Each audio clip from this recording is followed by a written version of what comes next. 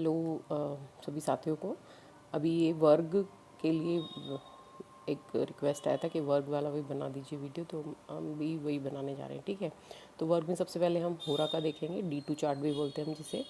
इसमें क्या होता है, इसमें सिर्फ आपके दो पूरे जो राशि का कोण ये होता है, इसको सिर्फ दो पार्ट्स में करना होता है, एक कर्क और एक सिंह। ठीक है, इसमें क्या सिर्फ सारी जो भी ग्रह है और लग्न है वो सब इन दोनों में ही आएगा सिर्फ। ठीक है, जैसे सम राशि है, अगर अगर हमारा D1 में जो कोई जो राशि या लग्न सम राशि में हो और उसका एंगल 0 से लेकर 15 डिग्री तक का एंगल, नहीं सॉरी 0 से 15 डिग्री तक का हो, तो वो जाएगा चंद्रमा में। ठीक है, मतलब इस पार्ट में आके उसको प्लेस कर देंगे। अगर वो 15 से 30 में है तो वो इधर आ जाएगा सूर्य वाले पार्ट में। ठीक है, विषम राशि के केस में इससे उल्टा होगा, इसमें शुरू में 0 से 15 वाला सूर्य में जाएगा, मतलब इधर आ जाएगा 5 वाले उसमें, और फिर 15 से 30 वाला जो है वो चंद्रमा में चला जाएगा। इसका विषम राशि आपकी कौन सी होती है वो आपको पता ही होगा, 1, 3, 5, 7, 9, 11। ठीक है जी, और सम राशि आपकी होगी 2, 4, 6, 8, 10 और 12 राशि। ठीक है, तो ये आपकी इन राशियों में अगर 2, 4, 6, 8, 10, 12 में कोई है तो 0 से 15 वाले को चंद्रमा में लाएँ, तो चंद्रमा वाला पहले चंद्रमा में।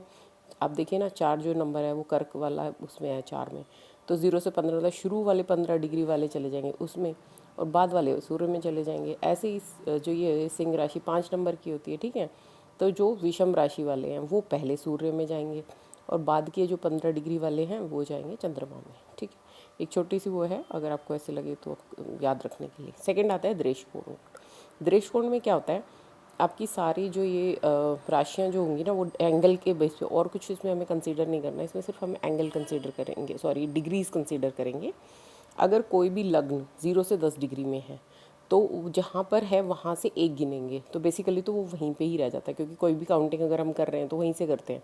तो सपोज़ करो अगर आपका 7 में था D1 चार्ट में, ये हमारा D3 चार्ट है। ठीक है, तो अगर कोई आपका यहाँ पर, हम एक एग्जांपल एंड में भी करेंगे सारी चीज़ों का, तो फिर क्लियरिटी आ जाएगी। ठीक है, सपोज़ कीजिए यहाँ पे ये 7 में ही था।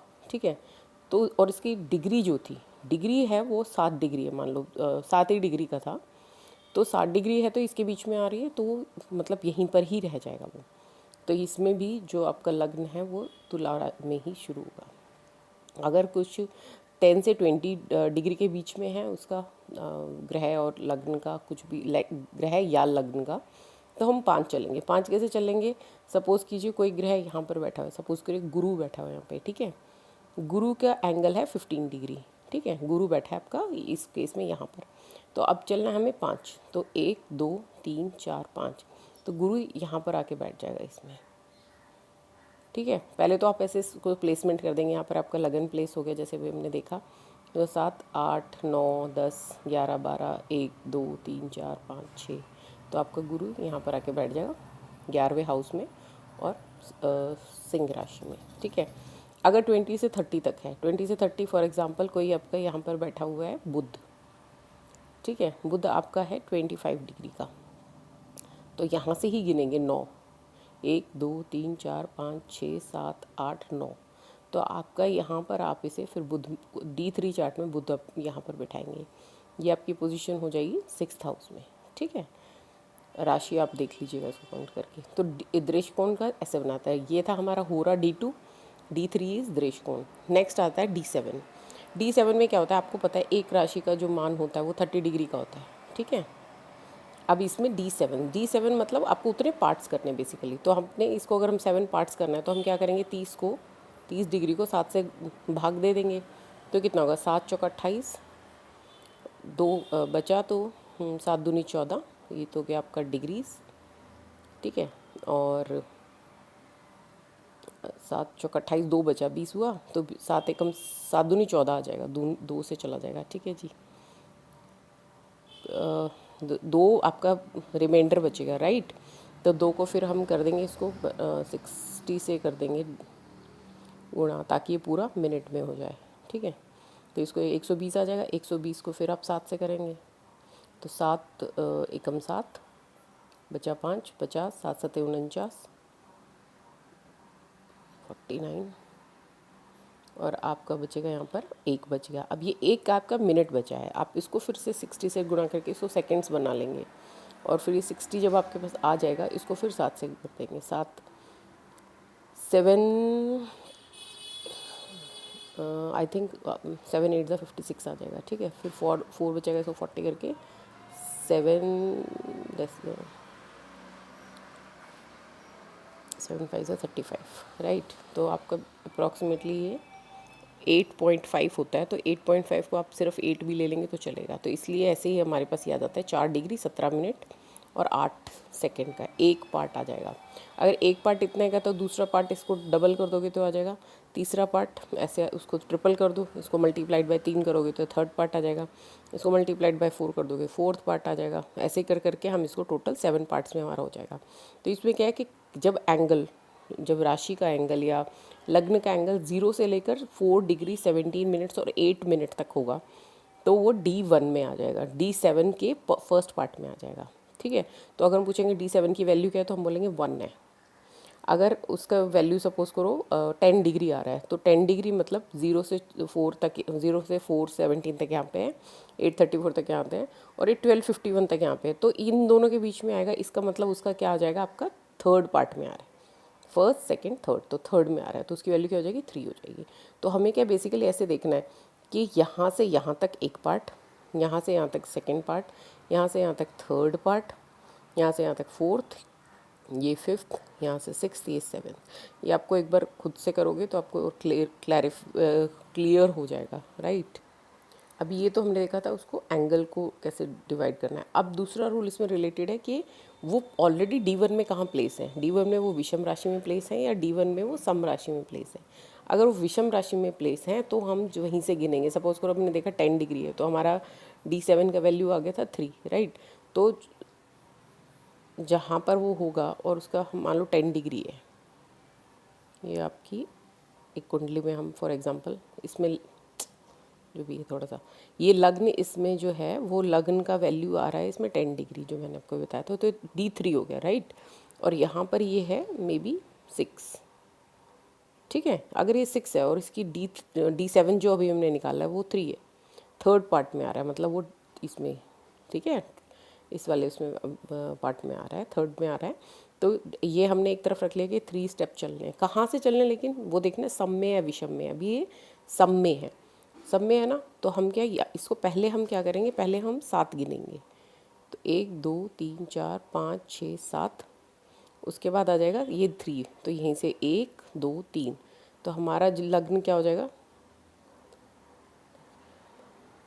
हमारा लग्न आ जाएगा वृष राशि में, ठीक है। तो हमारा जो D3 का चार्ट बनेगा उसमें हम लग्न डाल देंगे D इधर, ये हमारा लग्न हो जाएगा और ये हो जाएगा वृषभ राशि में, ठीक है। तो हमें ये देखना है, पहले तो देखना है कौन से ग्रुप में आ रहा है, D7 की वैल्यू कौन सी आ रही है, सप्तांश वैल्यू कितना है उसका। उसके बाद जो ऑलरेडी D1 में उसका प्लेसमेंट क्या है, विषम राशि में है या सम राशि में है। विषम में है तो वहीं से काउंट कर लेंगे, सम में है तो पहले 7 गिनेंगे और उसके बाद जितना सप्तांश है वो गिनेंगे। ये रूल है, ठीक है। अब बारी आ जाती है D9 की नवमांश की बारी। इसमें क्या है, वही आपको 30 राशि को इसमें 9, क्योंकि इसमें 9 हिस्से चाहिए तो इसको 9 से डिवाइड कर देंगे। तो हर हिस्से का आ जाएगा 3 डिग्री 20 मिनट्स, 3 डिग्री 20 मिनट, ठीक है। जैसे हमारे नक्षत्र वाला वैल्यू है, सेम यही वाला वैल्यू है। तो 0 से 3 डिग्री 20 मिनट तक पहला पार्ट आ जाएगा, 3 डिग्री से 6:40 तक, 3:20 से 6:40 तक सेकेंड, 6:40 से 10 तक थर्ड, ऐसे चलते चलते 30 तक पूरा हो जाएगा। टोटल इसमें 9 पार्ट्स हो जाएंगे। इसका जो रूल है वो रूल क्या है कि हमें देखना है कि वो चर में है, जो लगन या राशि जो भी लग्न या ग्रह वो चर राशि में बैठे हुए हैं D1 में, या वो स्थिर राशि में बैठे हैं, या वो दिशाओ राशि में बैठे हैं।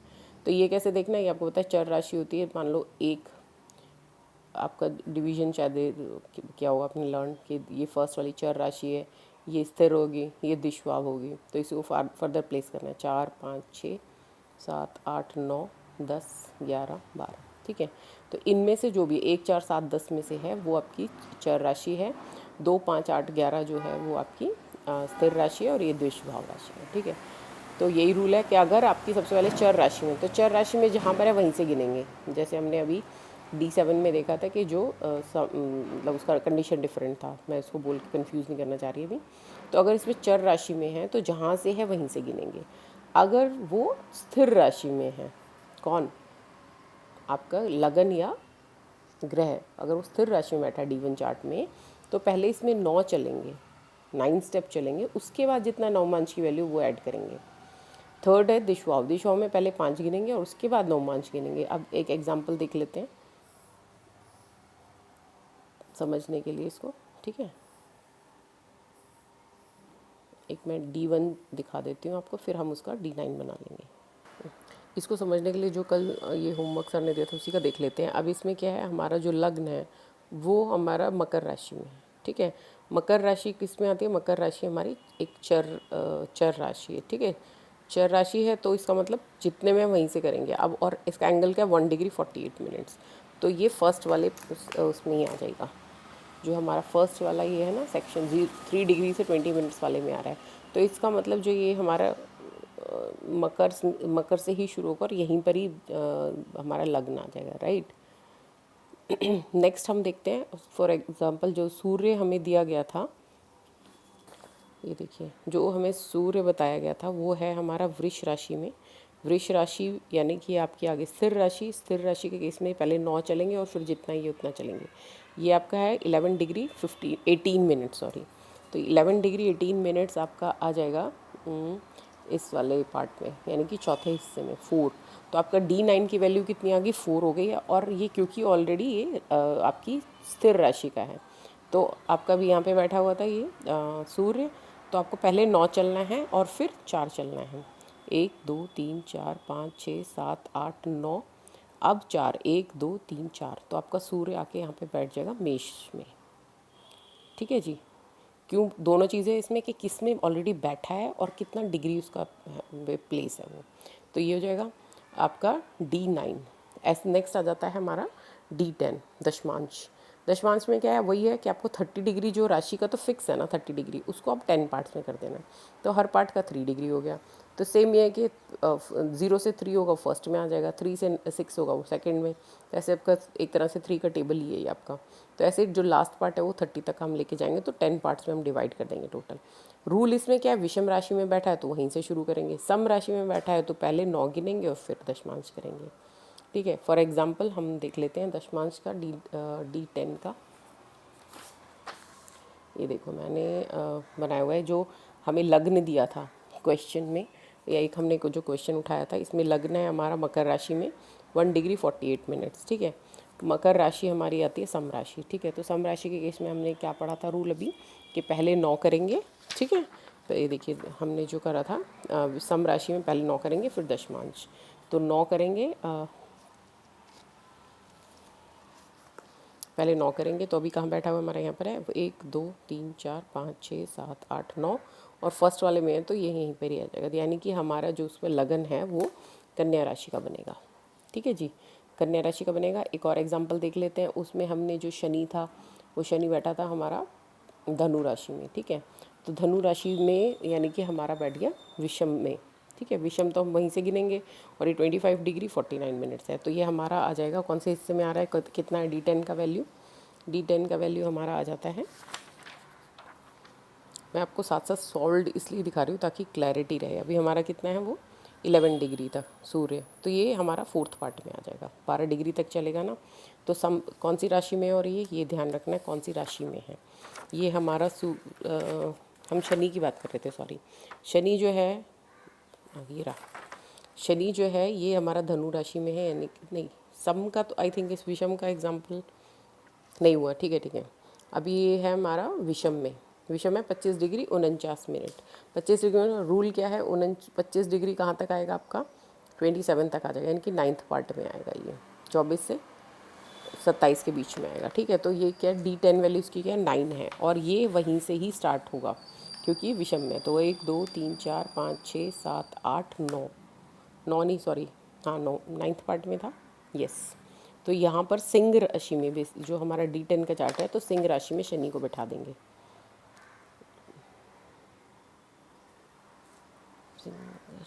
ये D10 चार्ट ना मैं इसके कंटिन्यूड उसमें आपको एक्सप्लेन करती हूँ वीडियो में।